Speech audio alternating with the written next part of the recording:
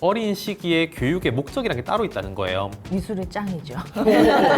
수박 겉핥기식으로 알고 있는 경우들이 많아요. 목숨을 걸고 키우시는 분들이 있어요. 그냥 믿는 거예요, 자기 자신을. 하여튼 학원 열심히 다녀요. 하여튼 인강 되게 열심히 들어요. 그런데 성적이 딥도 안 나와요. 어렵기만 한 교육 이야기 저희가 더 쉽고 알차게 풀어드리도록 하겠습니다. 에듀그릿 김원석입니다. 네, 초등교육을 전공한 입시 컨설턴트 박성경 소장입니다. EI 고려대학원 태종 캠퍼스 엘렌 원장입니다. 반갑습니다. 비크 두비다트 박지랑입니다. 안녕하세요.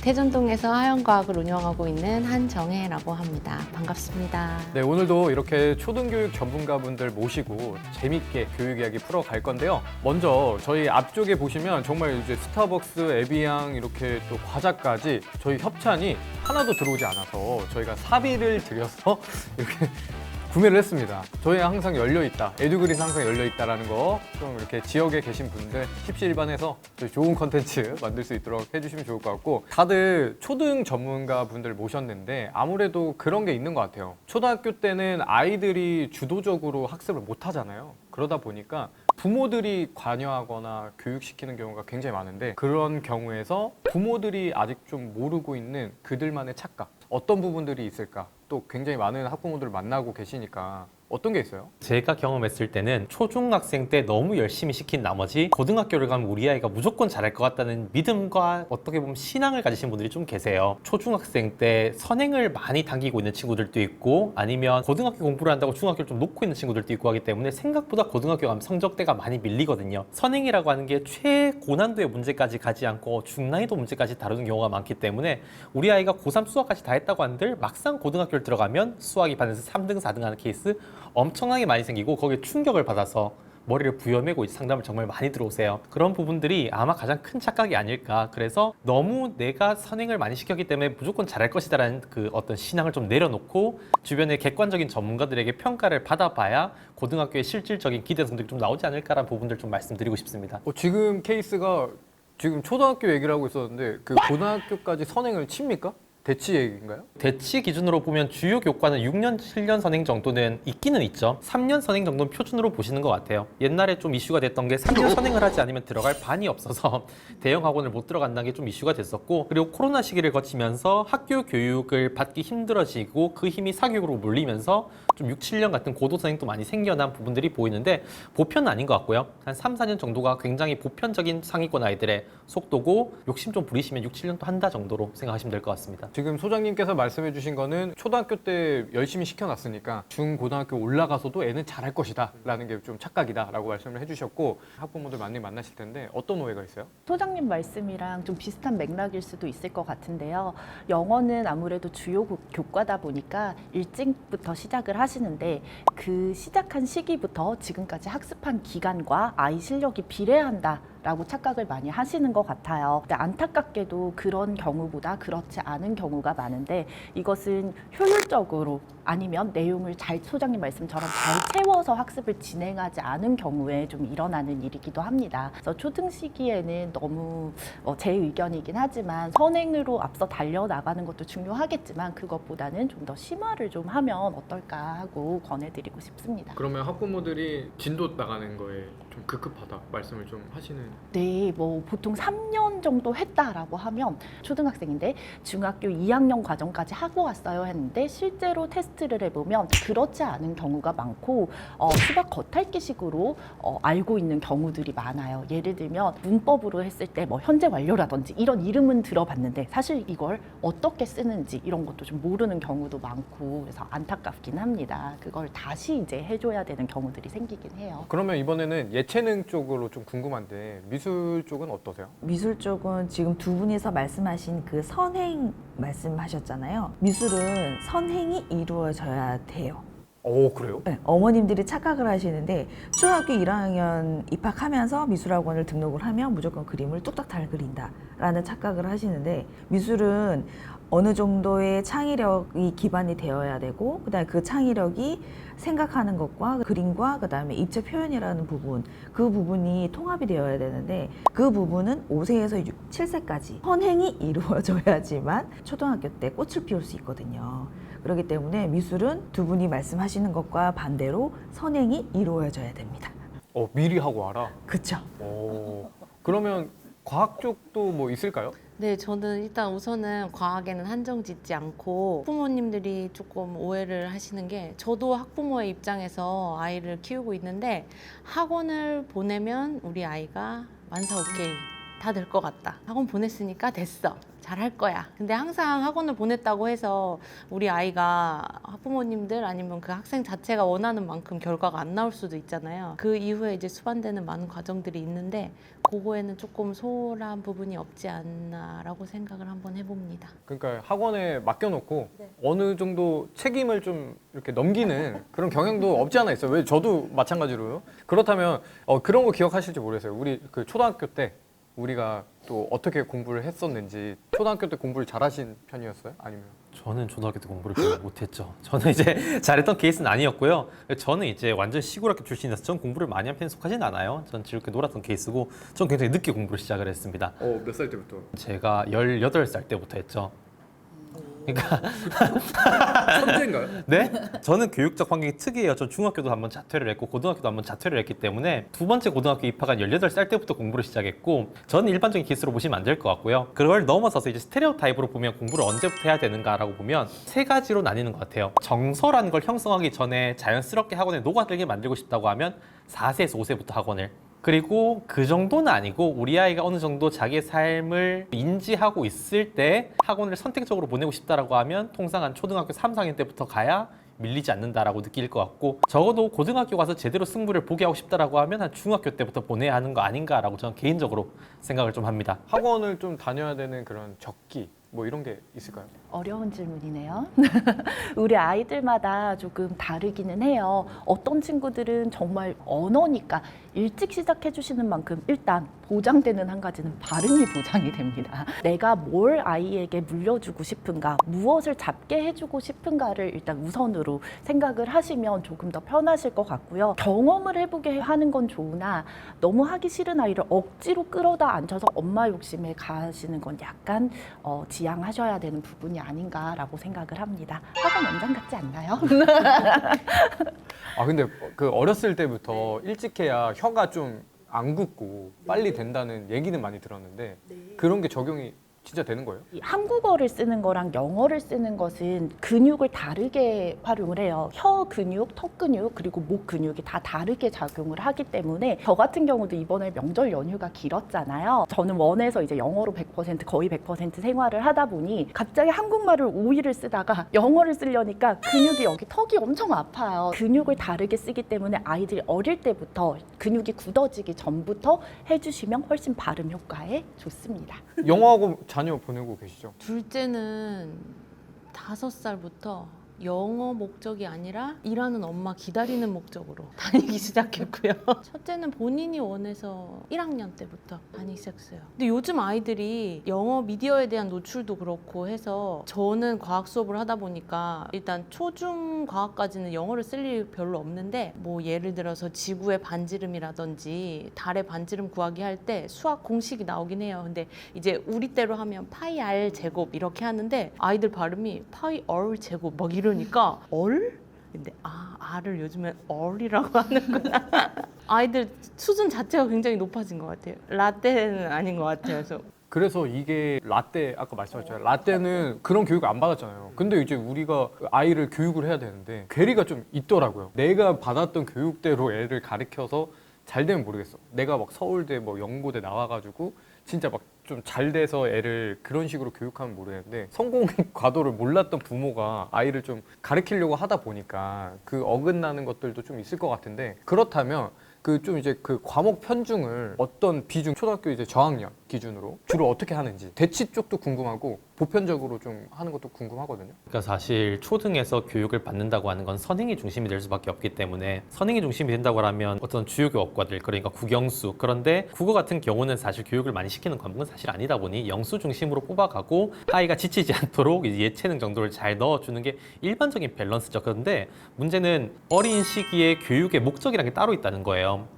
우리 요새 굉장히 유행하는 게 사실 영어 유치원이잖아요. 영어 유치원은 이 어려운 시대에도 줄을 서서 들어간다면서요. 참 좋은 사업이라고 생각을 하는데 전욕심 좀 있어요. 예, 매우 있습니다. 이제 영어 유치원을 보내는 목적이 뭔지 한번 생각해 봐야 돼요. 영어를 정말 나중에 고등학교 가서 영어를 잘하기 위해서 영어 유치원을 보내는 건 아니거든요. 증명이 되진 않았으나 풍문으로 많이 도는 얘기가 영어 유치원을 보내서 어린 시기부터 영어를 가르치면 생각 자체를 영어로 하게 된다 카더라가 있어요. 이게 어느 정도 학술적으로 증명이 되기도 하고 반박도 많은 주제인데 저희는 보통 한국어를 받아들이고 나면 그 다음에 한국어로 생각을 하고 그 다음에 영어로 번역을 하고 영어가 나가잖아요. 그런데 영어 유치원을 다니는 아이들은 영어를 들으면 영어로 프로세싱하고 영어로 대답이 나가서 이게 훨씬 빠르다는 거예요. 영어 유치원을 보내는 분들의 많은 목적은 영어로 생각하는 아이들을 만드는 거라고 생각을 해요. 근데 그렇기 때문에 이 초등 저학년의 교육의 목적이라고 하는 게 입시와 연관성이 맞느냐라고 하면 저 그건 또 아니라고 생각해요. 보통 그들의 목적은 좀 더 고도화된 우리 아이가 나중에 사회에 나가서의 필요한 역량을 기르는 것, 그리고 이 시기에 꼭 성장할 수 있는, 그러니까 7에서 13세는 사고력, 창의력이 집중적으로 성장을 하는 어떤 성장 단계 2단계, 3단계 정도 있는 아이들인데 이때 필요한 역량을 성장시키는 것이 좀 중심이 되기도 하거든요. 대치 중심으로 보면 교과만큼이나 사고 이쪽을 많이 쓰시는 것 같아요. 그러면 이제 보통 영수가 메인이 되겠죠. 그런데 영어를 배운다고 해도 단어 많이 외우는 게 아니라 어떤 사고력, 창의, 수학도 보통 사고력 수학과 교과 수학을 따로 보내는 분들이 좀 많으신 것 같고, 또 많은 분들이 놀라시는 건 예체능, 특히 노래를 많이 보내시는 거에 또 놀라시는 것 같고, 과학을 보내기는 하나 일반 과학이 아니라 실험 과학을 많이 보내시는 것 같고, 뭐이 정도 특성들이 좀 있는 것 같아요. 실험과학 하면 또 하연과학밖에 안 돼. 그렇습니다.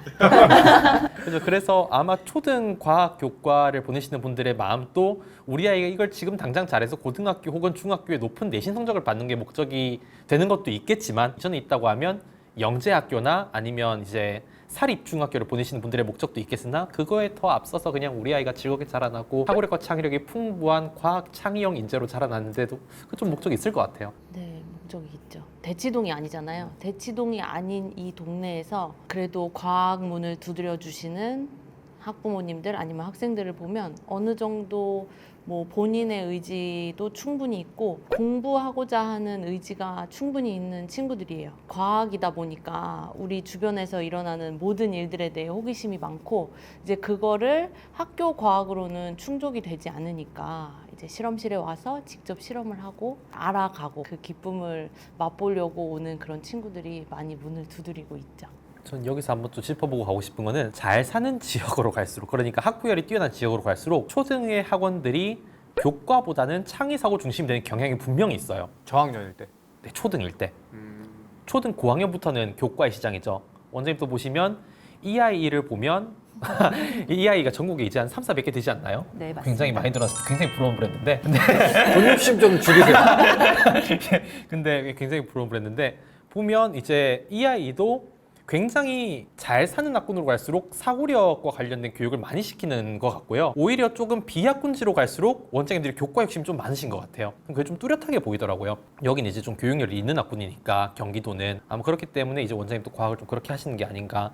그래서 초저의 교육을 시키는 모든 어머님께 좀 드리고 싶은 거는 나의 목적이 아이의 역량 성장에 있느냐 아니면 교과의 어떤 지식 함량에 있는가를 구분을 하셔야 되고 이 학원이 어떠한 커리큘럼을 가지고 있는가를 잘 구분하셔야 효과를 뽑아내실 수 있을 것 같긴 해요. 또 창의 영역은 또 미술만한 게 없잖아요. 그렇죠. 미술은 짱이죠.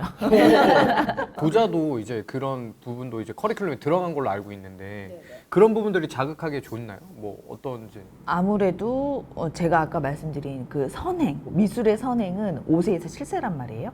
그러니까 그 시기 때는 발달 단계로 봤을 때 전도식기라고 보거든요. 그 시기 때는 상상력, 그 다음에 자기 중심, 그 다음에 그 상상한 것을 표현하는 능력이 굉장히 폭발하는 시기예요. 그래서 그 시기에 도자기를 이용을 해서 소근육, 대근육 발달시키고 그 다음에 그거를 입체로 봤을 때 이게 또 수학이랑 또 통합이 되는 거예요. 입체로 하다 보니 투시의 개념이죠. 그러니까 보이지 않는 부분, 그런 부분까지 다 이해를 할 수 있게끔 만들어지는 게 입체란 말이에요. 그래서 도자기를 수업을 하는 이유 자체도 주제에 맞춰서 수업을 하는 것도 맞지만 입체를 경험하게 하는 그 방법의 일환이기도 하거든요. 통합이 가장 중요한 것 같아요. 그래서 미술 영역에서도 통합을 가장 중요시 생각하고 있고. 제가 어렸을 때는 종합반의 피해자거든요. 초등학교 때부터 끝까지 종합반만 다녔던 케이스예요. 그러다 보니까 사실 효율이 많이 나오지 않았어요. 그러니까 이제 아이마다 다르겠지만 요즘은 뭐 이런 식으로 다 단과 위주로 뭐 이렇게 맞춤형으로 좀 가잖아요. 효율을 좀 낼 수 있는 뭐 200%의 효율을 끌어올릴 수 있는 그런 게 있을까요? 일단 학부모님들께서 믿고 맡겨주시는 건 너무 감사해요. 그런데 솔직한 토크가 이제 시작이 돼요. 아 솔직한 토크 와가지고. 학부모님들께서 사실 우리 아이들이 어떻게 하고 있는지를 확인을 해야겠다라고 마음을 먹으시는 순간 우리 아이는 영어하기 싫어지는 경우가 굉장히 많아요. 자, 학원에 다녀왔어요. 학교 끝나고 학원 가서 아이가 이제 많이 지친 상태로 들어왔는데 자, 오늘 뭐 배웠어? 말을 해봐. 오늘 원어민 선생님이랑 무슨 대화했는데 나에게 알려줘봐. 이런 식으로 시작을 하시면 우리 아이들이 보통 몰라요. 안 배웠어요. 그런 거 모릅니다. 저는 쉬고 싶습니다. 이렇게 얘기를 해요. 그러면 놀라신 학부모님께서 저에게 전화를 주세요. 정말 못 따라가는 건가요? 굉장히 놀라시면서 정말 제가 우스갯소리로 드리는 말씀이에요. 정말 많이 놀라시면서 전화를 주세요. 근데 제가 아이랑 얘기해 보겠습니다 하고 아이랑 얘기를 하고 나면 대부분은 엄마가 그렇게 물어보는 거 귀찮아요.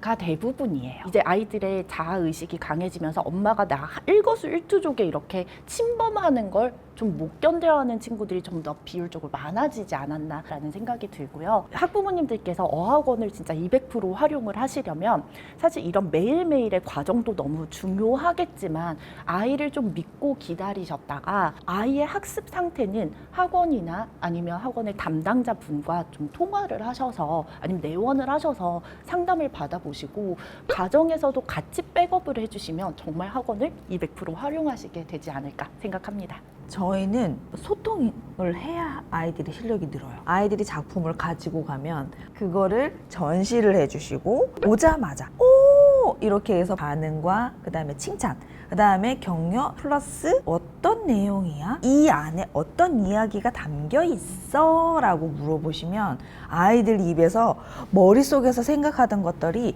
말로, 그러니까 언어로 줄줄줄줄줄줄줄줄 유창하게 우리 아이가 이렇게 똑똑했나? 왜냐면 자기 것을 자랑을 해야 되거든요.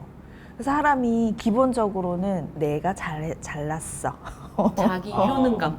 자기 그쵸? 효능감. 전문 용어로 자기 네. 그러면서 자기 자존감이 상승하고 그러면서 성취감은 당연히 따라오고 미술 작품은 무조건 집에서 작품을 가져갔을 때 이야기를 나누세요. 이거는 팁인데 어머님들이 너무 많아지니까 이거를 어떻게 할 수가 없어요. 방이 가득 찼어요 하시거든요. 저 몰래 다 버려요. 그렇죠.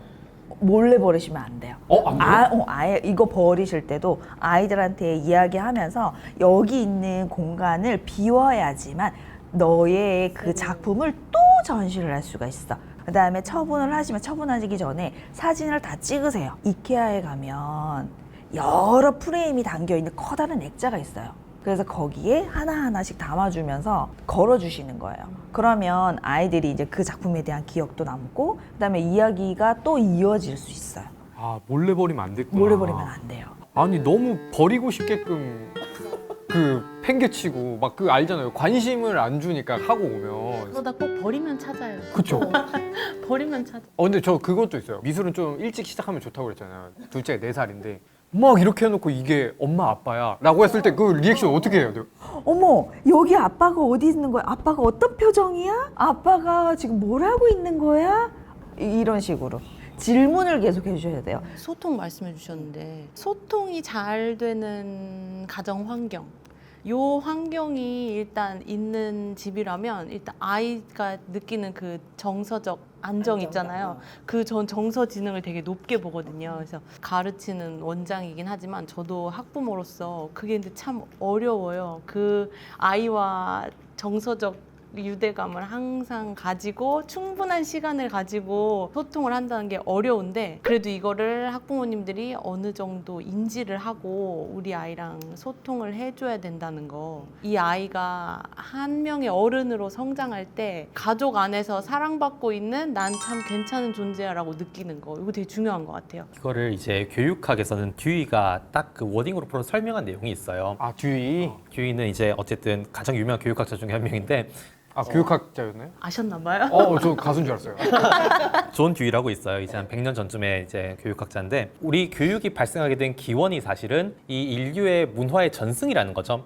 그리고 이 전승을 받은 사람이 자기가 전승받은 내용을 활용함으로써 자존감을 채워나가고 이 과정에 즐겁게 임할 수 있다는 거죠. 근데 현대 교육의 문제점이 어디서 있냐면 이 전승은 받았으나 활용하지 못한 상태로 너무 오랫동안 놔두게 되고 전승할 내용들은 늘어나면서 너무나 전문화가 되어서 학생들이 이걸 전승이라고 느끼지 못하고 이걸 그저 활자로만 인식한다는 거예요. 근데 내가 전승을 받고 이걸 활용하게 된다면 너무 즐거운 과정인데 교육이란 거는 전승이 너무 고도화되면서 이거를 그저 발견할 기회 없이 쌓기만 함으로써 내가 그냥 활자만을 전달받는다고 느끼게 되는 순간 모든 흥미를 잃어버린다는 거예요. 그렇기 때문에 그저 활자로 느끼지 않게 하고 이것을 너가 전승받았고 앞으로 유용하게 활용할 수 있을 것이며 이걸 가진 너가 사회 이론으로서 굉장히 존귀하다라는 가치관을 계속해서 심어줘야 교육을 오랫동안 잘 재밌게 받을 수 있을 거다라는 점을 강조를 하거든요. 근데 그 과정에서 가장 중요한 건 정말 가정인 것 같아요. 왜냐하면 선생님들은 학원 운영해보셔서 아시겠지만 선생님들은 그래줄 수 있는 시간이 없어요. 그게 전문화가 된 학원이라면 좀 모르겠으나 그래서 가정에서 많이 얘기해 주시고 또 자존감을 많이 키워내 주시면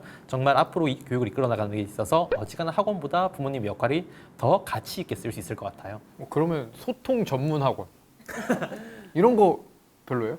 근데 그것들을 학원에서 하시려고 하는 분들이 많이 계시고 제가 봤을 때 여기 과학이나 아니면 영어나 아니면 지금 운영하고 계신 미술학원도 그런 일정 부분 커리큘럼 안에 포함해 놓고 계신 것 같아요. 저는 사실 두 학원은 잘 모르지만 이 아이는 개인적으로 굉장히 잘 아는데 계속 발표를 시키잖아요. 그런 부분들이 사실은 제가 봤을 때 그 일환이다라고 생각이 되기는 해요. 아까 부모가 이런 너 뭐 배웠어 막 이렇게 하지 않고 우리 아이가 잘 가고 있는지 선행을 어느 정도 흡수했는지 뭐 이런 부분 레벨 테스트라고 할까요? 그러니까 부모가 할 수 있는 메타 인지를 좀 하기 위한 그런 방법 뭐 이런 게 있을까요? 사실 흔히들 택하시는 방법들은 어학원의 레벨 테스트를 보신다던가 가장 그것도- 손쉽게 많이 하시는 방법이고요. 그냥 그 학원마다 다르잖아요. 그러니까 왜 보편화되어 있지 않은 레벨 테스트이지 않을까? 맞아요. 그래서 그런 거 하시지 마시라고 좀 말씀을 드리려는 거고 하지 또한 공인 영어 인증 시험이라든지 이런 부분들을 좀 많이 택하시는 편이세요. 근데 사실 초등부부터 너무 그런 시험들에 익숙해지다 보면 학습하는 방법을 배우는 게 아니라 문제 푸는 방법을 먼저 익혀서 요령껏 문제를 풀어요. 근데 이게 사실 고등부까지 가면 틀리게 되는 큰 요인 중에 하나가 되거든요. 가능하면 문제 푸는 방법은 아이들의 지식이 완성되고 나서 나중에 가르쳐도 늦지 않아요. 그래서 이 부분은 조금 지양하셔도 좋을 것 같고 어릴 때 사실 경쟁하시는 것보다는 이 정도 수준이구나 확인을 하시려면 정시험으로 해보고 싶으시다 하시면 공인 영어 인증시험이나 뭐 레벨 테스트는 말씀 주신 대로 너무 학원마다 특징이 너무 다 달라서 그런 부분보다는 뭐 영어 자격증이라든지 아이가 조금 활용을 할 수 있는 뭐 문화재 통번역을 하게 하는 봉사활동을 한다든지 이런 환경을 좀 조성해 주시면 좋지 않을까 생각합니다. 그러면 초등학교 때 좀 이렇게 할 수 있는 그런 시험이나 뭐 이런 거 그냥 말씀해 주실 수 있나요? 저희 원에서 일단 하는 거는요. 일단 고려어학원으로 가라. 정답. 제가 이런 교육적 철학을 가지고 사실 심혈을 기울여서 그런 기술을 하는 것보다 아이가 좀 지식을 쌓으면서 성취감을 느끼면서 내가 이 정도 레벨이구나 확인할 수 있는 방법을 하려고 시도하고 있는 그리고 한번 해봤던 거는 통번역사 자격증이라고 있어요. 근데 우리 아이가 영어 이제 시작했는데 무슨 통번역사예요 하실 수 있지만 정말 낮은 레벨부터 고난이도 레벨까지가 좀 준비가 되어 있어서 영어 시작한 지 한 1년 정도부터 시작을 할 수가 있어요. 그래서 저희 원에서 최연소 학생은 초등학교 1학년이 그거를 해서 패스를 했어요. 공인 자격증이에요? 고려대에서 하고 있는 자격증이에요. 근데 저희 어학원과는 뭐 특별히 관계가 있는 건 아니고요. 실제로 고려대에서 개발해서 이렇게 통번역 자격을 주는 시험이 있습니다. 전국적으로 치러지는 거고요. 매해 이제 날짜가 정해져 있어요. 나이 제한이 없다는 거죠? 네, 초등학생, 중학생까지 그 정해져 있어요. 오, 괜찮네요. 이런 식으로 해주시면 좋을 것 같고 또 미술 같은 경우에는 체크할 수 있는 왜냐면 너무 이게 부모가 체크하기 좀 어렵잖아요. 미술이라는 것 자체가 어머님들이 생각하시기에 우리 아이가 진짜 번듯하게 잘 그리는 걸 원하시거든요. 그래야지만 잘 그렸다. 그 다음에 학원 보낸 보람이 있다. 이렇게 생각하시거든요. 근데 아이가 잘하는 부분이 있어요. 지금 초등학교 4학년 친구인데 그 친구가 어머님이 그림을 잘 그리세요. 근데 얘는 그림을 못 그리는 거예요. 왜 그림을 못 그리지? 근데 어머님이 참 훌륭하다고 생각하신 게 그냥 자유롭게 표현해 봐라. 너 하고 싶은 거 다 한번 해봐라. 이렇게 해서 꾸준하게 그냥 바라만 봐주시는 분이에요. 근데 이 친구가 이번에 소멸을 하면서 자기 거를 찾은 거예요. 그런 케이스가 있거든요. 그냥 자유롭게 하다가 이거를 어머님들이 미술은 무조건 생활화해서 국한되게 그림을 내가 봤을 때 어느 누가 봤을 때 대중적으로 봤을 때 와, 잘 그렸어 라고 하는 거는 기술만 익힌 거고요. 이 친구 같이 기다려주고 잘하는 분야를 찾으면 거기에서 특출나게 능력을 보인단 말이에요. 그런 부분이 좀 필요한 것 같아요. 기다려주고 그다음에 다방면으로 좀 인정해주는 거, 그게 좀 필요한 것 같아요. 확실히 예체능 쪽은 조금 다른 것 같아요. 맞습니다. 그렇다면 과학 쪽은 어떻게 또 확인할 수 있는 방법이 갑자기 너 실험해봐 뭐 이럴 수도 없고. 초등학교 때는 확인할 방법이 없다고 봐요. 그냥 믿는 거예요. 자기 자신을. 중고등학교 때 어떻게 결과가 나올지. 왜냐하면 수학 같은 경우는 계속 초등학교부터 고등학교까지 새로운 단원, 내용, 새로운 이론들이 계속해서 나와서 계속 배우고 풀고 이렇게 해야 되는데, 과학은 제가 해보니까 일단 초등학교 때 전체적인 과학 내용이 얇고 넓게 나와요. 그리고 중학교 때 요 범위 안에서 좁혀 들어가요. 고등학교 때 더 좁혀 들어가고. 그리고 이제 대학교를 가게 되면, 저는 이제 생물을 전공했는데 생물이 아니고 동물이 아니고 호르몬, 뭐 내분비학과, 그다음 뭐 뇌, 신경, 뭐 그런 쪽으로 뼈, 뭐 이런 식으로 엄청 세분화가 되거든요. 초등학교 때 일단 그 토양을 얇고 넓게 펼쳐놨다고 믿는 거예요. 믿고 중고등학교 때 씨를 심었을 때 이게 잘 크느냐 못 크느냐 믿는 거예요. 지금 1학년 때 시험을 보는 학교가 있고 안 보는 학교가 있는데, 태전동은 1학년 2학기부터 시험이 시작되거든요. 이제 그때 자기가 공부를 해서 얼마만큼의 점수를 낼 수 있는지 그때를 바라보고 초등 실험을 진행을 하고 있어요. 중고등학교 때 시험을 잘 쳐낼 수 있는 그 힘을 길러내는 거죠. 그러면 그 졸업생들은 어때요? 하영과학 다닌 친구들이 중학교에 갔을 때 선생님 이게 다예요? 너네 여기서 배웠지? 요게 다야. 별거 아니네. 이렇게 말하는 친구들이 되게 많아요. 저희는 이제 만약에 자석이다 그러면 7세 배우는 자석, 그다음에 저학년이 배우는 자석, 4, 5, 6학년 배우는 자석, 똑같은 자석, 자기장의 내용인데 실험이 다양하게 들어가 있기 때문에 이 친구들이 머릿속에 그동안 실험을 했던 그 경험들과 그런 게 다 녹아 있단 말이에요. 그거를 이제 시험에서 나오니까 나 이거 이렇게 해서 내가 다 이해했던 내용인데 이걸 이렇게 배우는 거나 답은 이거지 하면서 어렵지 않게 풀어낼 수 있거든요. 그래서 저는 이 부분을 굉장히 강조하고 있고, 제가 강조하지 않아도 친구들이 알고 있어요. 과목에 대한 얘기를 했는데 초등학교 이제 사실 많이 오잖아요. 그러면 부모가 얘 이 정도예요 라고 오는 거랑 실제로 판단하시는 그런 기준 뭐 이런 게 있으세요? 일단 좀 다른 부분은요. 일단 고등학교에 들어갔을 때 우리 소위 말해서 최상위권이 되려고 하면 전 과목에 정말 빠짐없는 최상위권을 굳히는 게 중요하다라고 생각을 해요. 현재 9등급제 기준으로 했을 때 전 과목을 4% 안에 넣으면 1.00이거든요. 근데 1.00이 전국에 80명 정도가 있어요. 그러면 우리나라에서 내신 하나만으로 빅5 의대를 들어가기 위해서는 보통 1.00에서 1.01이 필요해요. 우리나라에 100명 정도 있을 겁니다. 근데 그 학생들은 하나의 특출난 학생들이라기보다는 전 과목을 밸런스 있게 최상위권에 맞춘 아이들이고, 우리 현재 입시의 스카이나 메디컬들은 그런 아이들에게만 열려 있어요. 그러면 이제 어머님들께 좀 드리고 싶은 말씀은 좀 예민하게 우리 아이가 교과에서 잘 해나가고 있는지를 점검하시라는 게 첫 번째. 자, 두 번째로 좀 강조드리고 싶은 거는, 많은 분들이 그 우리 아이의 잘하고 있는 바로미터로서 선행이 몇 년 몇 바퀴를 돌았는지를 짚으시는 분들이 굉장히 많으나, 사실은 원장님들은 알고 계실 거예요. 그게 그렇게 의미 있지 않다는 거. 그리고 뭐가 중요해요? 우리 아이가 심화를 얼마나 된다는 거. 이런 부분들에 있어서 원장님들과 잘 상담을 해서 정말 고등학교에 가서 우리 아이가 잘하기 위해서 어떤 부분이 잘 준비되어야 되는가를 상담하고, 우리 아이가 그 부분에서 얼마나 역량을 갖추고 있는지 솔직하게 얘기를 들어보시는 게 두 번째다라고 생각을 하고, 그것과 연관돼서 세 번째 드리고 싶은 말씀은, 그렇게 했을 때 현재 고등학교가 아이들을 평가하는 데 있어서 무엇을 중심적으로 생각하고 있는가를 또 원장님과 많이 상담하셔야 된다고 생각을 하거든요. 제가 알기로 또 이 아이 얘기 자꾸 드리게 되는데, 이 아이 작문에 있어서 정말 잘하고 있는 것 같아요. 문장을 만들어내고 하는 부분들 정말 잘하고 있는데, 현재 고등학교의 영어의 핵심이 어디라고 하고 있는가라고 하면 서술형 평가의 중심이 작문으로 가고 있다는 느낌을 굉장히 강하게 받고요. 그리고 이제 수학 같은 경우는 최근에 과거 자사고 입시부터 시작해서 실험 영역에 있는 문제들이 굉장히 대두가 되고 있는 모습들도 보이고, 서술형 정말 잘 나오고 있는 모습들, 이런 부분들이 많이 보이고 있는 것 같아요. 그런데 이런 부분들을 등한시하고 심한 문제집을 푸는 데만 어떤 혈안이 되어 있는 영어 단어를 많이 모으는 데만 혈안이 되어 있는 이런 어머님들 굉장히 실패하는 모습들 많이 보이고 있거든요.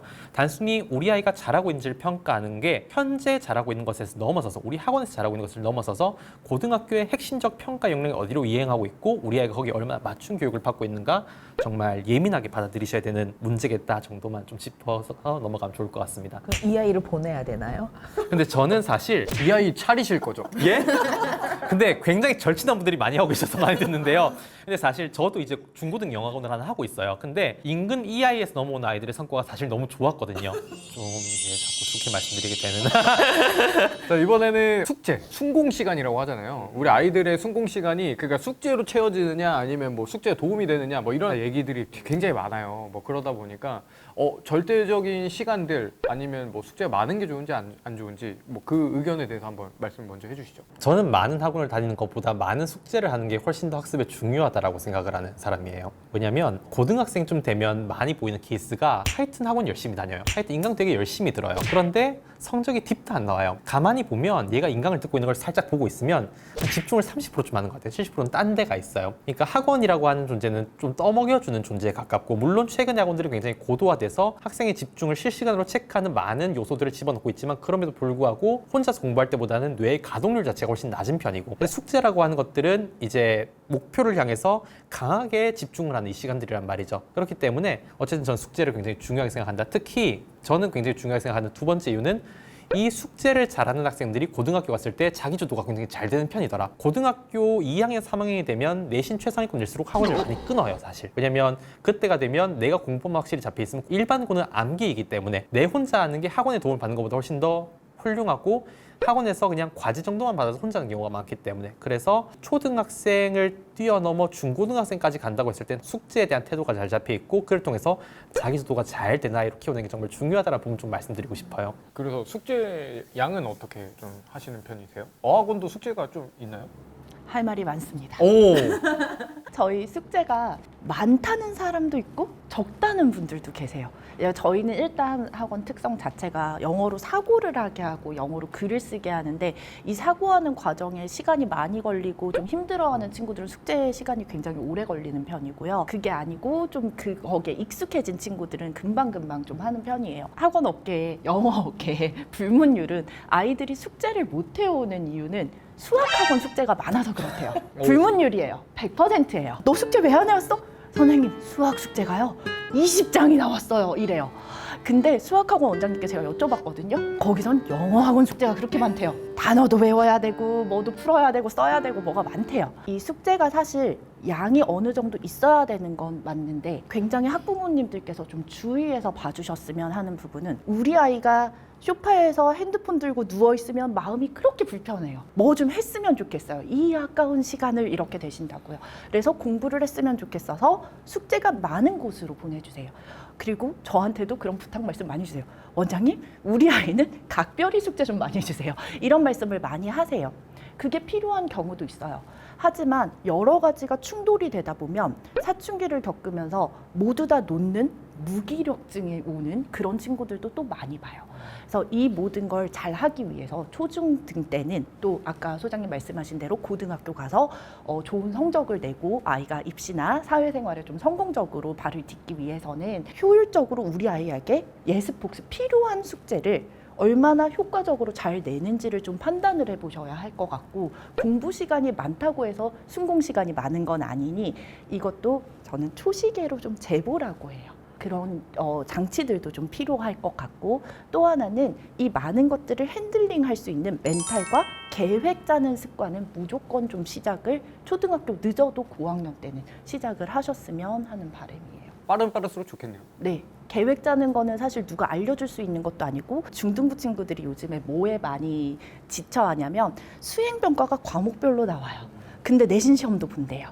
학원에서는 학원대로 또 숙제가 나와요. 이 많은 것들을 핸들링하지를 못해서 그냥 내려놓는 경우들도 많고요. 대충 해버리는 경우도 많아요. 근데 이걸 계획을 짜서 시험 공고안이 나왔을 때 어떻게 하면 되겠다가 이렇게 머릿속으로 그려지거나 플래너에 작성이 돼야 되는데 그러지 않은 경우가 많으니 이걸 미리부터 습관을 좀 잡아주십사 하고 부탁 말씀드려봅니다. 이들 한마디만 좀 보태면요, 어머님들께 꼭 강조하고 싶은 문제가 집중력은 소모품이에요. 그러니까 이게 어머님이 진짜 죽어라 갈군다고 이 아이의 캐파를 넘어서 집중력이 나오지 않아요. 내 집중력이 다 됐는데 여기서 공부를 더 시켜버리면 이거는 그냥 어영부영 뇌 빼놓은 채로 흘러가는 시간이 돼버려요. 그러면 아이의 이 소모품인 집중력의 최대 캐파가 어딘지를 알고 딱 요까지만 시키고 대신에 이 시간 동안 확실하게 집중시키는 연습을 하셔야 되지, 이걸 어영부영 더 늘린다고 한다면 오히려 힘이 떨어져 버려서 이 공부 자체가 그냥 지지부진할 가능성이 높다고 봐요. 아이의 집중도, 시간을 체크하는 방법이 있어요? 그거는 학원 선생님이 잘 체크해 주시리라 믿어 의심치 않고요. 근데 그게 아니더라도 학생에게 긍정적인 강화, 그러니까 뭐 강화물을 제공하든 뭔가를 제공했을 때 이 학생이 반짝 빛나서 공부를 하다가 딱 지쳐서 나오는 순간까지를 한번 체크해 보시고, 이 시간이 현재 최대치임을 인정을 하고 그 다음에 5분 정도씩 늘려보는 것, 이 정도가 가장 긍정적인 방향이에요. 처음에 해보시면 굉장히 낮은 시간이 나올 가능성이 높아요. 초등학교 수업 시간이 40분이잖아요. 그 이유는 이 40분이란 시간이 사실 현실적으로 초등학생들이 집중할 수 있는 맥스이기 때문에 그 40분이 나온 거예요. 근데 40분도 안 되던데요? 그래서 사실 수업이랑은 앞에 5분, 뒤에 5분 시작하고 끝내는 타이밍이 있으니까요. 그래서 중학교는 45분, 고등학교는 50분인 이유가 학년이 늘어감에 따라서 조금 더 할 수 있어서 그런 거지, 일반적으로는 한 사이클에 40분 정도 집중하면 초등학생 치고 굉장히 훌륭한 편이라고 봐요. 그러고 나면 일단 요 우리 학생이 집중할 수 있는 한 타이밍을 인정을 하고 나서 그 다음에 그냥 한두 달의 주기를 두고 5분, 10분 늘려보는 연습을 해보셔라. 근데 저는 그렇게 생각해요. 초등학교 3학년이 30분 공부를 딱 집중할 수 있었는데 1년에 5분씩 늘려갈 수 있다고 하면 고등학교 돼서는 한 번 공부할 때 고도의 집중력을 발휘해서 거의 90분씩 공부를 할 수 있다는 얘기예요. 충분하고 차고 넘치거든요. 그러니까 일단은 하는 만큼 인정할 것, 그 다음에 조금씩 늘려볼 것 정도가 제가 권장하는 안이에요. 좀 쉽지는 않아요. 왜냐면 부모가 계속 체크를 다 해줄 수는 없고 하다 보니까 그래도 이제 조금씩 늘려가라 이런 말씀을 좀 해주셨는데, 하나만 더 얘기 어떠세요? 드리면 아까 말씀드렸던 순공 시간 체크해보는 방법은 굉장히 효과적이에요. 우리 드랙텍이라고 해서 위에 툭 누르면 시간 시작되고 툭 누르면 중단이 되는 게 있어요. 순공 시간을 내 눈으로 직시하는 건 굉장히 중요하거든요. 아이들이 어영부영 앉아있다가 이게 전부 공부 시간이라고 착각하는 경우가 있는데 그렇지는 않거든요. 그것도 한번 지켜보시면 좋을 것 같아요. 제가 이걸 어설프게 한번 따라해 봤어요. 딸아이 첫째를 이제 문제집을 딱 풀게 하고 제가 이제 옆에서 초시계를 딱 누르고 게임처럼 한 장을 이제 푸는데 한 5분이 걸리더라고요. 난이도는 어렵지 않았습니다. 다음 장을 그러면 이거를 조금 더 줄여보자라고 해서 30초를 줄여봤어요. 그때 애가 아직 초등학교 저학년이다 보니까 누르고 나서 지우는 시간, 그때는 또 멈추더라고요. 그 초시계를. 그러니까 이 시간에 막 이렇게 하다 보니까 굉장히 잘못됐어요. 저 잘못한 거예요. 네, 아니 근데 문제를 풀 때 시간의 압박을 주면 안 돼요. 그래요? 적어도 중학생 때까지는.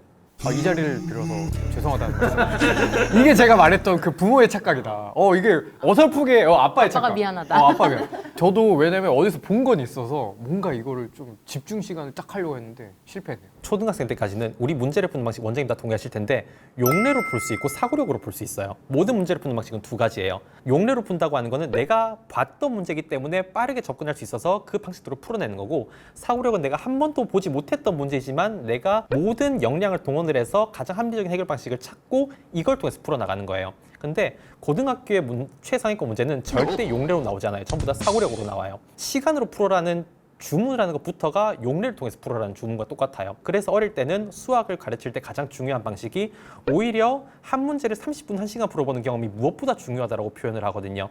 그렇기 때문에 절대 시간에 한정을 두지 마시고, 그건 언제 쓰는 방식이냐면 고등학교 가서 정해진 시간 내에 효과적으로 문제를 풀어내고 용례로 풀 수 있는 것들은 빠르게 끝내고 사고력으로 풀 수 있는 문제의 시간을 최대한 많이 배정하기 위해서 푸는 방식인 거고, 지금 하시면 안 됩니다. 학원 보내야겠네요.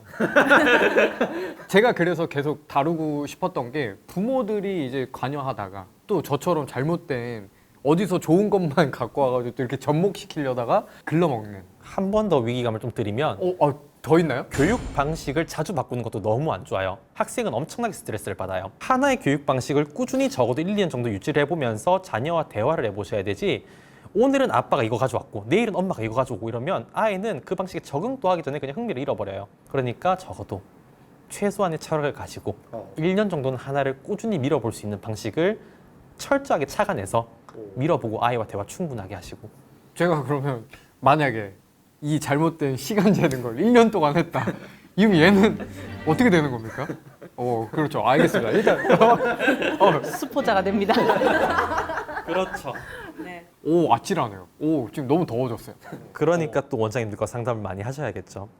자, 그렇다면 이번에는 사교육이 갈수록 좀 이렇게 심화되는 부분들이 있잖아요. 솔직히 이제 사교육 쪽에 다 계신 분들이시지만 그나마 좀 돈 안 들이고 학습을 좀 시킬 수 있는 그런 방법들, 그런 것들이 있을까요? 영어는 워낙에 컨텐츠가 다양하고 요즘에는 잘 나와 있어서 컨텐츠들을 활용을 좀 잘 하시면 좋은데, 아까 말씀하신 것처럼 아이 성향 파악을 일단 우선으로 하셔서 컨텐츠를 거기에 접목시키는 식으로 좀 하시면 학원을 초반에는 많이 보내지 않으시더라도 어느 정도의 학습 효과를 가질 수 있다고 생각해요. 여기에서 주의하셔야 될 점 두 가지는, 요즘에는 다들 어머님들도 영어를 하시잖아요. 학부모님들께서 유명한 교재를 사서, 예를 들어서 파닉스라고 하면 파닉스를 가르치세요. 단어에 보통 신경을 쓰시다 보면 문장을 해야 되는 시기에 갔을 때 어머, 이건 너무 어려워. 어머님도 화들짝 놀라시고 아이도 놀라시는 경우들이 생겨요. 너무 한쪽에 편중되지 않게 파닉스를 하시더라도 듣기나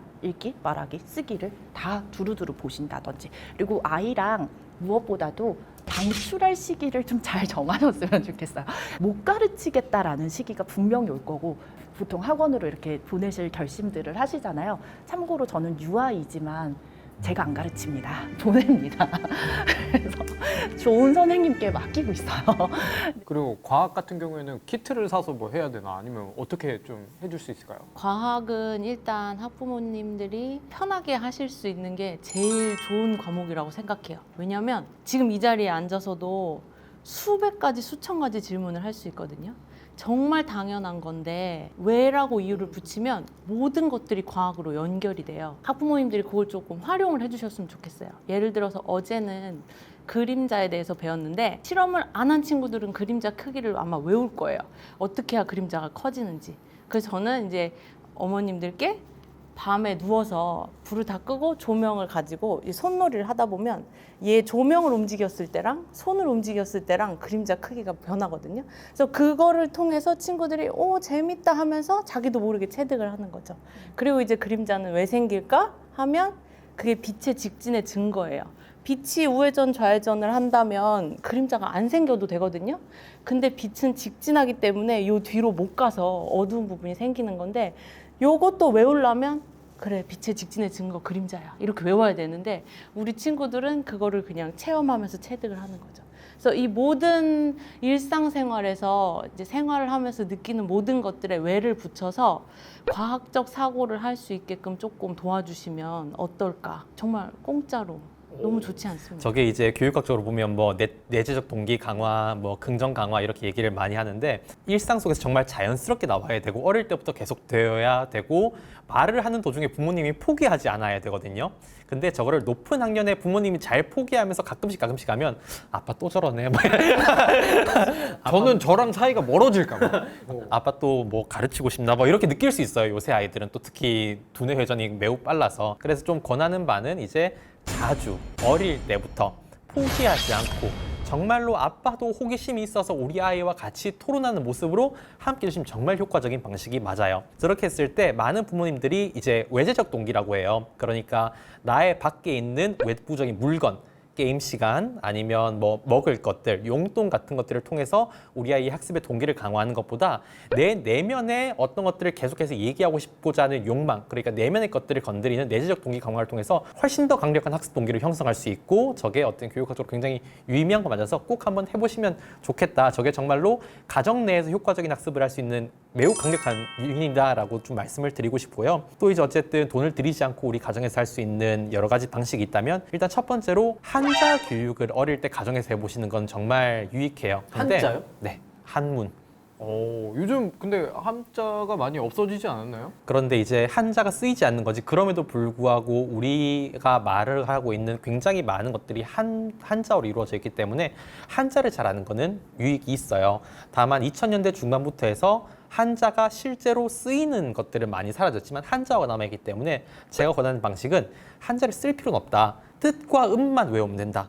요 정도 조금 한번 해보면 좋을 것 같다라고 생각이 들고, 그거는 이제 그냥 가정에서 한 3, 4개월 하면 다 할 수 있기 때문에. 두 번째로 이제 가정에서 할 수 있는 효율적인 학습 분야라고 한다면 저는 이제 암기를 좀 시키셨으면 좋겠어요. 제가 이제 만나본 많은 아이들은 중학교 때 엄청난 사교육과 과거 준비를 하다가 이제 정말 선행이라고 할 만한 것들을 모두 다 두세 사이클 돌리고 왔지만 막상 고등학교를 갔더니 내신이 최상위권이 안 나오는 많은 아이들이 있어요. 걔들이 누락된 건 단 하나, 암기예요. 고등 내신은 아직 우리나라는 아직 암기 형태를 탈피하지 못했습니다. 암기의 실력, 암기의 효율성, 암기라는 방법이 잘 갖춰져서 중학교 내신을 만점을 받던 아이가 정말 선행 하나도 안 돼 있는데 만점 받는 케이스가 있거든요. 왜냐하면 생각보다 일반고 내신은 그렇게 고도화된 문제가 나오지 않아요. 오히려 선생님이 외우라고 한 것들 자료와 갔더니 갑자기 최상위권 나온 아이들이 있거든요. 그런데 학원만 보내던 아이가 이게 잘 안 돼요. 그래서 초등학교, 중학교 때부터 자기가 당면한 시험을 사고력뿐만이 아니라 암기까지 동원해가면서 최상위권을 맞는 연습이 좀 되어 있으면 굉장히 좋겠다라고 생각을 하고요. 그리고 이제 최근 입시 많이 변해가면서 또 꼭 인지하셔야 되는 부분들, 진로가 없는 아이들 고등학교 때 너무 힘들어지고 있죠. 근데 그 진로라고 하는 게 또 사교육으로 안 잡히고요. 사교육으로 잡으려고 하면 굉장히 많이 돈이 드는 분야예요. 그렇기 때문에 좀 책 많이 읽어가면서 진로를 좀 잡아보라는 내용. 정말 마지막으로 이제 요거는 초등은 이미 늦었습니다. 아직 유아인 아이들이 있다면 디지털 디바이스를 쓰지 않고 키우기 위한 피눈물 나는 노력은 정말 많이 남는다, 사실은. 이 그 태블릿이나 이런 거 쓰지 말고요. 정말 극한으로 키우시는 분들은 7세까지 스마트 디바이스를 보여주지 않고 키우기 위해서 목숨을 걸고 키우시는 분들이 있어요. 대치동에 보면 그 디지털 디바이스를 쓰지 않고 정말 빛과 같은 속도로 노래를 부르면서 종이를 넘겨가면서 아이들이 영어를 가르치는 또 몇 개의 영어 학원들, 영어 유치원들도 있거든요. 요새 정말 많이 연구되는 분야로 SNS와 디지털 디바이스, 그리고 너무나 자극적으로 변하는 실시간 연동형 디스플레이들에 대한 어떤 네거티브들은 연구가 많이 되고 있는 분야고, 제가 봐도 미룰 수 있을 때까지 미룬다고 한다면 아이의 두뇌 발달에 굉장히 유익이 사실은 있어요. 오늘 쭉 이야기를 이렇게 정리를 좀 해주셨는데 마지막으로 오늘 어땠는지 소감 한마디씩 하고 마무리를 좀 해보려고 합니다. 어떠셨어요? 너무 많이 배웠어요. 이미 사실- 필기가 한가득이에요. 네. 뭐 영어에서는 자부심이 제가 워낙 있었는데 다른 영역들은 어떻게 하고 있었는지 또 한 명의 부모로서 좀 배울 수 있고 좀 스스로를 점검해 볼 수 있는 시간이었고요. 얼마 전에 인터넷을 보다 보니 이런 얘기가 있더라고요. 돌이 갓 지난 아이의 부모님이 언제까지 육아를 해야 하나요? 라는 질문을 올렸어요. 거기에 베스트 댓글이 관에 들어가면 끝납니다 라고 했어요. 근데 거기 밑에 대댓글로 관에 가서도 속이 안 편합니다 라고 대댓글이 달렸더라고요. 그만큼 사실 육아라는 과정이 너무 힘들고 아이 교육이 들어가게 되면 더 힘들어지는 과정인 것 같은데, 그래도 다 같이 좀 이런 자리를 통해서 힘도 얻고 또 좋은 생각도 배우는 유익한 시간이었습니다. 감사합니다. 저 또한 사교육을 하고 있는 입장이긴 하고 그다음에 학부모이기도 하기 때문에 다른 타 과목의 원장님들이 어떤 교육 철학을 가지고 계신가는 굉장히 좀 많이 궁금했었어요. 학부모인 입장에서는 저의 교육 철학과 원장님들의 교육 철학이 잘 맞는가, 아니면 내가 오해를 하고 있는 부분이 있나, 내가 가지고 있는 오차의 범위는 어느 정도인가 라는 거를 굉장히 궁금해 했었는데, 그 두 분 원장님 말씀하시는 거 듣고는 어느 정도 저도 이제 아이를 키우는 부모로서 교육에 대한 그런 오차 범위를 좀 줄여나갈 수 있는 중요한 시간이었던 것 같아요. 네, 저도 되게 유익했던 것 같아요. 네, 저도 저 나름대로 이제 철학이 있는데 그거를 한번 또 가르치는 사람으로서 아니면 부모로서 잘하고 있는지 한번 더 성찰하는 기회도 되고, 또 소장님께서 다양한 지역의 친구들과 다양한 레벨 친구들에 대한 말씀을 정리를 잘 해주셔서 도움이 많이 됐던 것 같고, 앞으로도 또 이런 자리가 많이 있어서 이야기를 나눌 수 있는 기회가 많이 주어지면 육아하는데도 그다음 수업하는데도 도움이 되게 많이 될 것 같아요. 저희가 진짜 추구하는 바가 딱 그거였거든요. 저희도 교육자지만 한 명의 또 부모로서 많은 분들이 저희 거 콘텐츠를 좀 보고 이런 교육에 대한 것들을 다시 한번 점검해보고 또 이렇게 또 방향을 잡아보는 그런 역할이 됐으면 좋겠고요. 저희 에듀글이 또 마찬가지로 이제 또 다양한 콘텐츠들을 가지고 이런 식으로 좀 토론하는 분위기를 좀 형성하고 많은 정보를 좀 드리도록 하겠습니다. 오늘 귀한 시간 내주셔서 너무 감사합니다. 감사합니다.